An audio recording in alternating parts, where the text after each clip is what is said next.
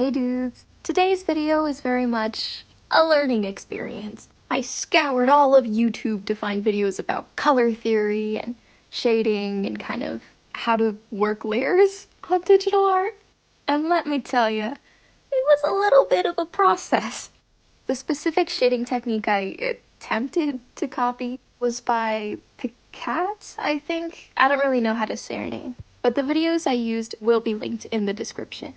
One of my biggest learning curves was, of course, layers. At first I made a lot of mistakes like drawing on the same layer and just overall was a bit confused. One thing that really saved me was doing something more simple like shading a circle. I feel this helped me focus on the layering process, in addition to showing me how helpful layers can be. In my previous drawings, it was so freaking hard to not color outside of the lines when I couldn't use the bucket filling tool or whatever. And having these layers not only made it easier just for general coloring, but also made it easier for me to use the water bucket tool.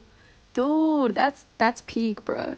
I don't know what all the layers mean, so my future learning should definitely expand upon that, I think. In addition to just getting quicker and more familiar with different layers, stuff like that.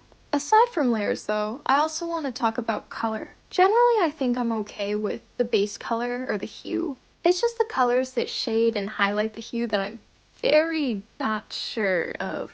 I'm always tempted to use brighter or darker shades of the hue, and you can kind of see that through this video. One tip in Picat's video though, that I found helpful was that some shadows, if they're not human skin, are kind of bluish, versus if it is human skin, often incorporate some type of red. I try to practice both of these with circles of different base colors, and I'm proud of my work, even if it does look a little weird. I also learned how to blend a bit using the airbrush, so dude, progress, bro. All in all, this was just a fun little practice, and I hope to apply these a little bit at least in my future drawings. So yeah. Thanks for staying with me on my art adventure. If you got any art tips, please let me know.